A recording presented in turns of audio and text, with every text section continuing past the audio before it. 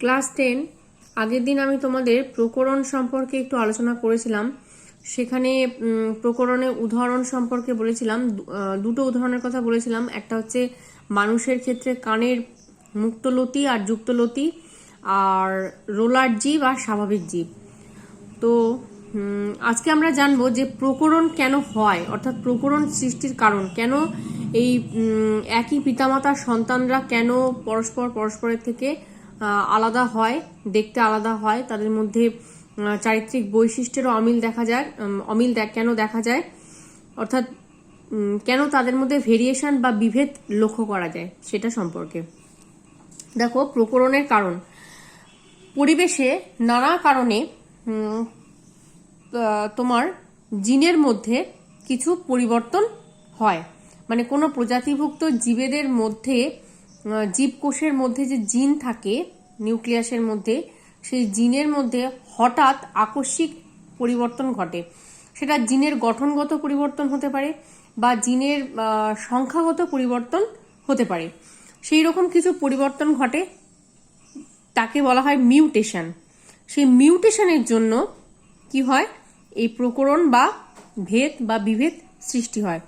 আরেকটা কারণ হচ্ছে মিওসিসের সময় যে ক্রসিং ওভারের কথা আমি বলেছিলাম, যে কায়াজমা গঠিত হয়, এক্স আকৃতির কায়াজমা, নন সিস্টার ক্রোমাটিডের মধ্যে যে দেহাংশের বিনিময় ঘটে, সেই কায়াজমা যখন হয় ক্রসিং ওভার, সেই সময় কি হয়, ক্রোমোজোমের দেহাংশের বিনিময় ঘটে, অর্থাৎ নন সিস্টার ক্রোমাটিডের মধ্যে দেহাংশের বিনিময় ঘটে। তার ফলে কি হয়, প্রকরণ বা ভেদ সৃষ্টি হয়, অর্থাৎ নতুন নতুন জীবেদের মধ্যে নতুন নতুন বৈশিষ্ট্যের আবির্ভাব ঘটে। পিতামাতা থেকে যে অপত্য জীবেরা সৃষ্টি হয়, তাদের মধ্যে অনেক নতুন নতুন বৈশিষ্ট্যের আবির্ভাব ঘটে। তাহলে এই কারণগুলোর জন্য, অর্থাৎ মিউটেশন একটা প্রধান কারণ, পরিবেশগত মানে পরিবেশের প্রভাবজনিত একটা কারণ, যার মধ্যে যার ফলে জিনের মধ্যে অনেক কিছু চেঞ্জ আসে বা মিউটেশন হয়। আর মিওসিসের সময় যে ক্রসিং ওভার হয়, সেটা একটা গুরুত্বপূর্ণ কারণ। এই ক্রসিং ওভারের জন্য অপত্য জীবেদের মধ্যে নতুন নতুন বৈশিষ্ট্যের আবির্ভাব ঘটে, অর্থাৎ একে অপরের থেকে আলাদা হয়ে পড়ে এবং প্রকরণের সৃষ্টি হয়। দেখো, প্রকরণের সংজ্ঞা। প্রকরণ তাহলে কাকে বলে? জিনের মাধ্যমে বা পরিবেশের প্রভাবজনিত কারণে একই প্রজাতিভুক্ত জীবেদের চারিত্রিক বৈশিষ্ট্যের যে পার্থক্য লক্ষ্য করা যায়, তাকে বলা হয় ভেদ বা প্রকরণ বা ভেরিয়েশন। এবং এই ভেদ বা প্রকরণ বা ভেরিয়েশনের জন্যই কি হয়, আস্তে আস্তে ধীরে ধীরে এই যে জীবেদের মধ্যে নতুন নতুন বৈশিষ্ট্যের আবির্ভাব ঘটে, যেটা কি হয়, প্রাকৃতিক নির্বাচন বলে একটা জিনিস আছে, যেটা পরের চ্যাপ্টারে আমি আলোচনা করব। বিজ্ঞানী ডারউইন বলেছিলেন কি হয়, যে প্রাকৃতিক নির্বাচনের জন্য যেগুলো ভালো বৈশিষ্ট্য, মানে যে সমস্ত ভালো বৈশিষ্ট্যের আবির্ভাব হয় অপত্য জীবেদের মধ্যে, সেই সমস্ত বৈশিষ্ট্যগুলো স্থায়ী হয় এবং তার ফলে কি হয়, এই সমস্ত নতুন নতুন বৈশিষ্ট্য সৃষ্টি হয় বলেই আস্তে আস্তে একটা প্রজাতি ধীরে ধীরে অভিব্যক্তির পথে এগিয়ে চলে। অর্থাৎ এক প্রজাতি থেকে অভিব্যক্তি হচ্ছে, এক প্রজাতি থেকে একটা নতুন প্রজাতির সৃষ্টি হয়। তাহলে এই প্রকরণ বা ভেরিয়েশন কিন্তু অভিব্যক্তির পথকে সুগম করে। এরপর হচ্ছে মিউটেশন। মিউটেশন সম্পর্কে আমি বললাম যে কোনো প্রজাতিভুক্ত জীবের বংশানুক্রমে, অর্থাৎ পিতামাতা থেকে সন্তান সন্ততিদের মধ্যে জীবকোষের মধ্যে সঞ্চারণযোগ্য জিনের মধ্যে যে আকস্মিক বা হঠাৎ পরিবর্তন ঘটে, যেটা জিনের বললাম সংখ্যাগত পরিবর্তন হতে পারে বা স্ট্রাকচারাল বা পরিবর্তন হতে পারে। যেমন ধরো, জিনের মধ্যে যে তোমার ডিএনএর মধ্যে যে নিউক্লিওটাইডগুলো থাকে, সেই নিউক্লিওটাইডের মধ্যে যে নাইট্রোজেন ঘটিত যে বেস থাকে ATGC, সেইগুলো যদি পরিবর্তন হয়ে যায়, এর জায়গায় ধরো যদি সি চলে আসে বা অন্য কোনো নাইট্রোজেন বেস চলে আসে, তখন কিন্তু মিউটেশন হয়। তাহলে জিনের মধ্যে আকস্মিক পরিবর্তন, যেটা বংশানুক্রমে জীবকোষের মধ্যে কি হয়, সঞ্চারিত হয়, পিতামাতা থেকে অপত্যদের মধ্যে সঞ্চারিত হয়, তাকে বলা হয় মিউটেশন। এবার আমরা বংশগতি সংক্রান্ত কয়েকটি গুরুত্বপূর্ণ টার্ম সম্পর্কে আমরা জানবো, যেগুলো না জানলে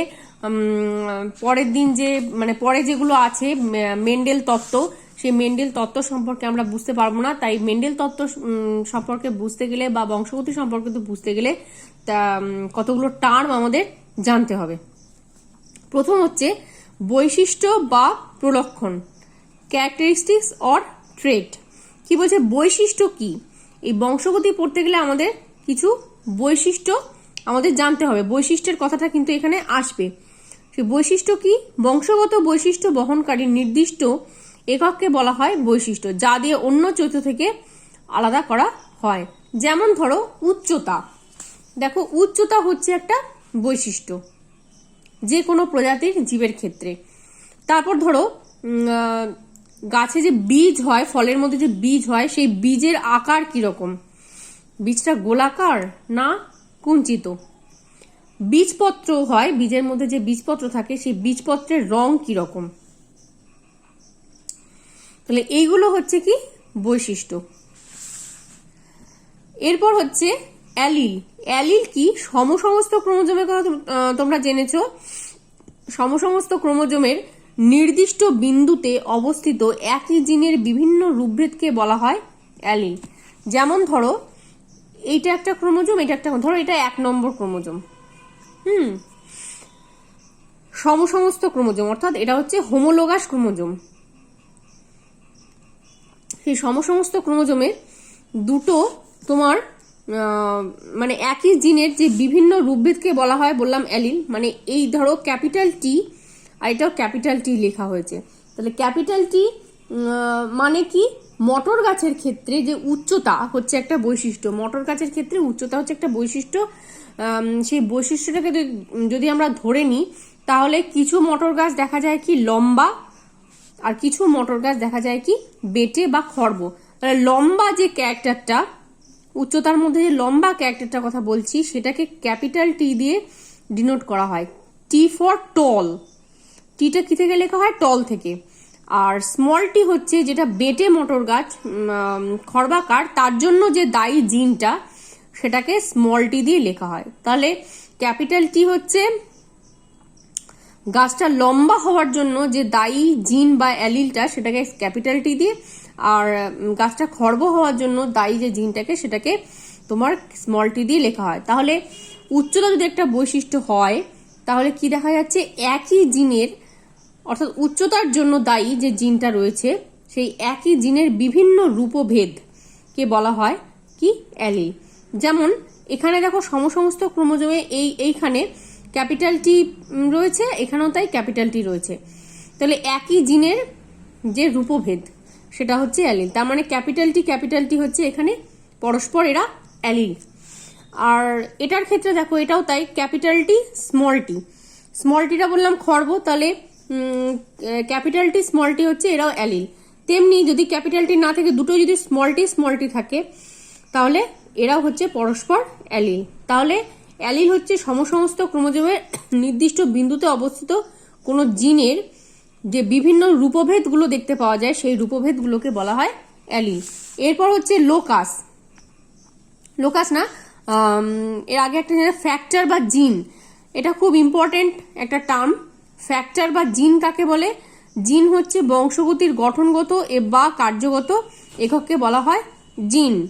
জিন কোথায় থাকে বলেছিলাম? কোষের মধ্যে যে নিউক্লিয়াস থাকে, নিউক্লিয়াসের মধ্যে থাকে কি ক্রোমোজোম। সেই ক্রোমোজোম কি দিয়ে তৈরি? ডিএনএ দিয়ে তৈরি। সেই ডিএনএর মধ্যে থাকে জিন। এই জিন হচ্ছে বংশগতির গঠনগত এবং কার্যগত একক। ক্রোমোজোমের উপর অবস্থিত জিন হলো জিন বস্তু বা ডিএনএ বা আরএনএর এমন অংশ যা বংশগতির গঠনগত একক হিসাবে একটি পলিপেপটাইড বা আরএনএ উৎপাদনের মাধ্যমে জীবের চারিত্রিক বৈশিষ্ট্য নিয়ন্ত্রণ করে। তাহলে আমি কি বলছি? জিন, ধরো ডিএনএ এর মধ্যে থাকে কি জিন, ডিএনএ থেকে তৈরি হয় কি আরএনএ,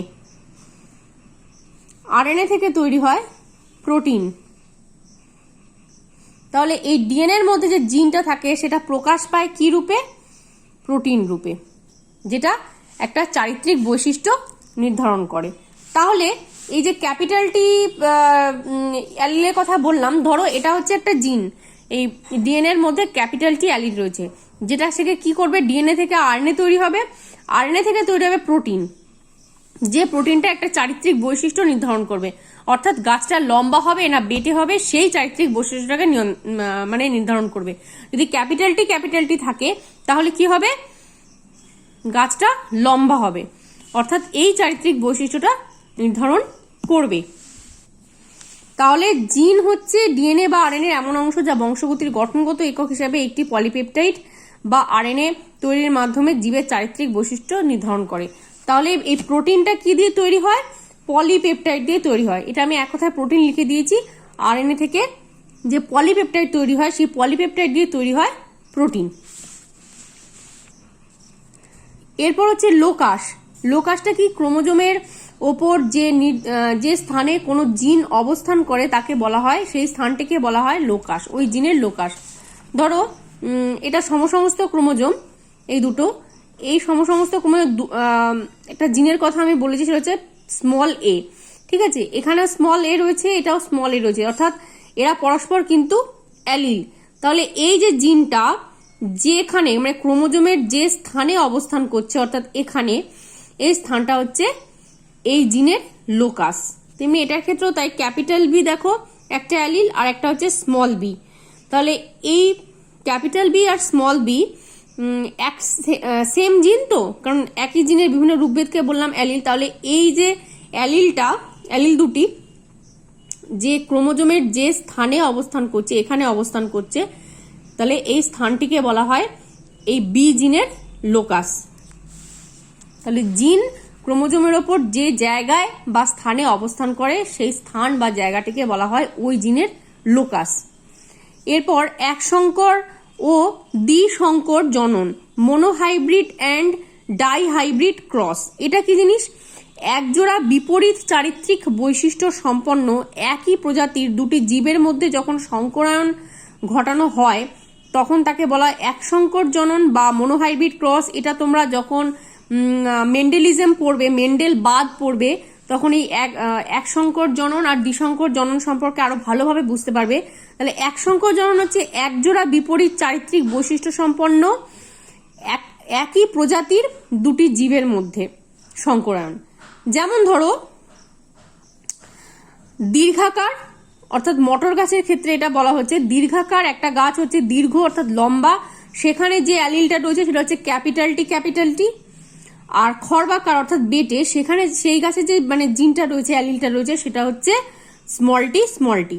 তাহলে এরা কিন্তু এই ক্যাপিটাল টি আর স্মল টি এরা কিন্তু বিপরীত বৈশিষ্ট্য সম্পন্ন। তাই বলছি একজোড়া বিপরীত চারিত্রিক বৈশিষ্ট্য সম্পন্ন একই প্রজাতির, অর্থাৎ মটর গাছের ক্ষেত্রে যদি করি তাহলে মটর গাছেরই একই প্রজাতির দুটি জীবের মধ্যে আলাদা জীব, ধরো একটা গাছ দীর্ঘ, একটা হচ্ছে খর্ব। তাহলে এই দীর্ঘ গাছের সঙ্গে লম্বা গাছের সঙ্গে খর্ব গাছের যদি ক্রস ঘটানো যায়, যার মধ্যে রয়েছে অ্যালিল, একটা গাছের মানে অ্যালিল হচ্ছে ক্যাপিটাল টি আর একটা হচ্ছে স্মল টি, এদের মধ্যে যদি ক্রস ঘটানো যায় তাহলে সেটা হচ্ছে একসংকর জনন। তাহলে ক্যাপিটাল টির সঙ্গে যদি স্মল টি অর্থাৎ লম্বা গাছ আর বেটে গাছ, এই দুটো গাছের মধ্যে যদি সংকরায়ন ঘটানো হয় তাহলে সেটা হচ্ছে একসংকর জনন। আর দ্বিসংকর জনন হচ্ছে দুজোড়া বিপরীত বৈশিষ্ট্য সম্পন্ন গাছের মধ্যে মানে জীবেদের মধ্যে যদি সংকরায়ন ঘটানো হয় তখন তাকে বলা হয় দ্বিসংকর জনন বা ডাইহাইব্রিড ক্রস। সেটা কিরকম? ধরো মটর গাছের ক্ষেত্রেই হলুদ মানে বীজপত্রের রং হচ্ছে হলুদ আর একটা হচ্ছে সবুজ, আর বীজের আকার হচ্ছে গোলাকার আর হচ্ছে কুঞ্চিত। গোলাকার ইংরাজি হচ্ছে রাউন্ড, তার জন্য আর দিয়ে লেখা হয়েছে, হলুদ ইয়োলোর জন্য ক্যাপিটাল ওয়াই দিয়ে লেখা হয়েছে। ঠিক আছে, তাহলে একটা হচ্ছে হলুদ গোলাকার, একটা হচ্ছে সবুজ কুঞ্চিত। তাই দুই জোড়া বিপরীত বৈশিষ্ট্য সম্পন্ন যে জীবেদের মধ্যে যখন সংকরণ ঘটানো হয়, তাহলে একটা গাছ হচ্ছে ক্যাপিটাল ওয়াই ক্যাপিটাল আর, মানে যে গাছের বীজের রং হচ্ছে হলুদ আর গোলাকার, বীজটা গোলাকার, আরেকটা গাছ হচ্ছে বীজের রং সবুজ আর বীজটা হচ্ছে কুঞ্চিত। স্মল ওয়াই স্মল আর এই দুটি গাছের মধ্যে যদি সংকরণ ঘটানো হয় তখন সেটা হচ্ছে দ্বিসংকর জনন, কারণ দুই জোড়া বিপরীত বৈশিষ্ট্য সম্পন্ন মানে তোমার নিয়েছি দুই জোড়া বিপরীত বৈশিষ্ট্য সম্পন্ন একই প্রজাতির দুটি জীবের মধ্যে সংকরণ ঘটানো হচ্ছে। এরপর হচ্ছে সমসংকর আর বিষম সংকর জীব। দুটি সমসমস্ত ক্রোমোজোমে যদি কোনো একটি বৈশিষ্ট্যের জন্য সমধর্মী অ্যালিল থাকে তাহলে ওই জীবটিকে সেই বৈশিষ্ট্যের সাপেক্ষে বলা হয় সমসংকর বা হোমোজাইগাস বা বিশুদ্ধ জীব। যেমন ধরো উচ্চতার সাপেক্ষে ক্যাপিটাল টি আর স্মল টি একই ধরনের অ্যালিল রয়েছে, তার মানে এটা আর এটা দেখো এই দুই ক্ষেত্রেই একই অ্যালিল রয়েছে। এই উচ্চতার জন্য যে দায়ী জিন, এখানেও দেখো ক্যাপিটাল টি রয়েছে দুটো অ্যালিল, এখানে হচ্ছে স্মল টি দুটো অ্যালিল রয়েছে। তাই যেহেতু একই রকমের অ্যালিল আছে, তাই এরা হচ্ছে কি তোমার সমসংকর জীব বা হোমোজাইগাস। আর বিষম সংকরটা কি, যদি উচ্চতার সাপেক্ষে আমি নিই তাহলে একটা অ্যালিল হবে তোমার ক্যাপিটাল টি আর একটা হবে স্মল টি। যদি এরকম হয়, আলাদা হয়, বিপরীত ধর্মী হয়, তাহলে সেটা হচ্ছে বিষম সংকর জীব বা হেটেরোজাইগাস অর্গানিজম। তাহলে আজকে এই অবধি থাক। পরের দিন আমি তোমাদের সংকরায়ন থেকে মানে সংকরায়ন, তারপরে বিশুদ্ধ জীব, সংকর জীব, এই মানে আর যে বাকি টার্মগুলো আছে সেগুলো সম্পর্কে আলোচনা করব।